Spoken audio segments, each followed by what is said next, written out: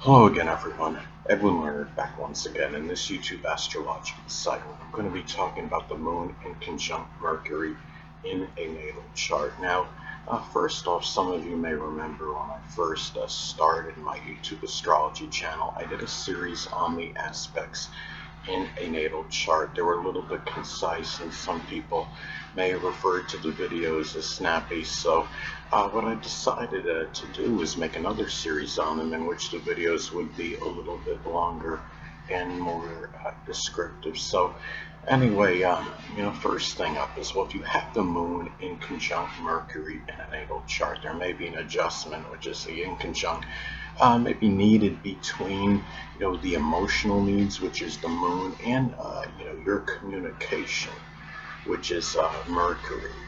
There may be too much emphasis on one or the other, or just simply too much expression of the emotions and feelings, and not enough on the rational thinking, or vice versa. Now, the thing is, if you have your moon in Gemini as an example, those emotional needs, maybe, about having a variety, expressing versatility, manual dexterity, um, assimilating and disseminating information.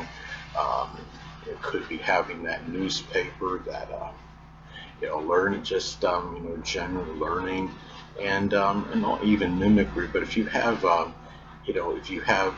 say that moon in Gemini, and you have restless Gemini, but your Mercury's in Capricorn in the inconjunct aspect, you would have a vast difference between the two, because Mercury in Capricorn is about more structured, consistent, disciplined communications, and the Gemini moon thrives on variety, and can be very restless, and can go from one thing to another easily. Now, another thing about this aspect and how it may manifest in a natal chart, it could be where one may vacillate between, expressing, the emotions and feelings, which is the moon, and articulating, the thoughts. It can be, if you have, your Mercury in Aquarius as an example, those thoughts, maybe, tied in with astronomy or astrology, meteorology, aviation, innovation, as some examples. And the thing about, this is as well, you know, you might be someone that has this extreme, rational, manner 1 minute, rational thinking is Mercury, and then all of a sudden very emotional, even irrational, which is the moon. The next, there could be a lot of vacillation and distortion, of this energy if you have this aspect in your natal chart.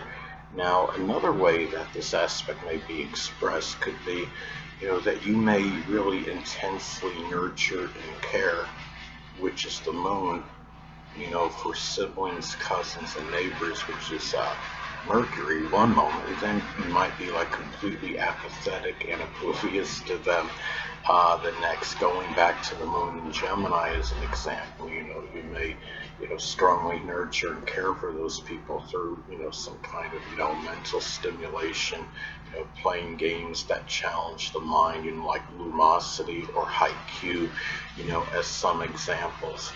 And the thing is, it could be a lot of just strong back and forth energy.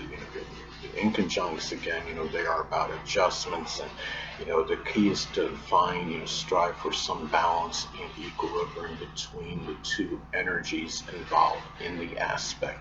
Now, another thing about regarding the moon in conjunct Mercury in a natal chart is that, there may be, very strong imbalance between the activities, with the mother and family, which is the moon, and people you're close to home with even, and then the neighbors, which is Mercury. One or the other, may be overemphasized. If you have your moon in Pisces, say, the activities, the mother and family might be tied in, with boating or fishing, going on trips to the sea.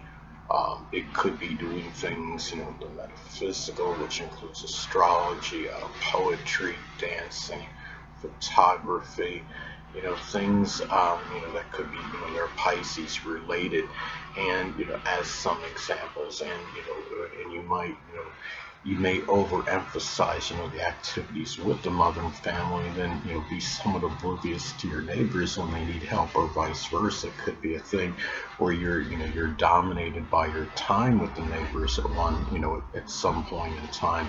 Then there may be neglecting needs as a result for the mother and family related matters. So now, another way that the moon in conjunct Mercury can manifest in a natal chart could be where you may be like really in that mood, the moon, and have that strong feeling, urge, feeling like doing things connected with short journeys, which is Mercury one moment, and then the next you might just simply be apathetic about them. Say if going back to, let's say, Pisces as an example, Mercury being in Pisces in a natal chart, they may be very, chaotic, convoluted short journeys, or ones where you just get lost, quick for whatever reason.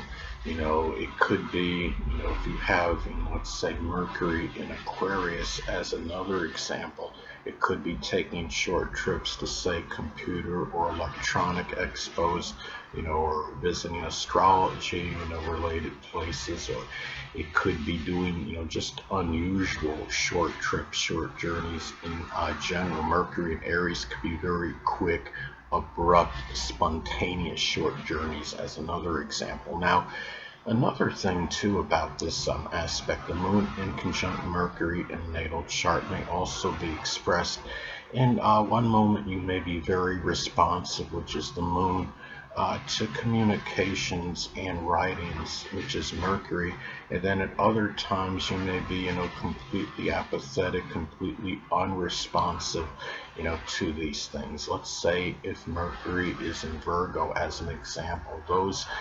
communications and writings may be ones that are very like analytical or tied in with health or fitness, diet, nutrition. It may be ones that are very detail oriented, or even critical or judgmental, kinds of writings as an example.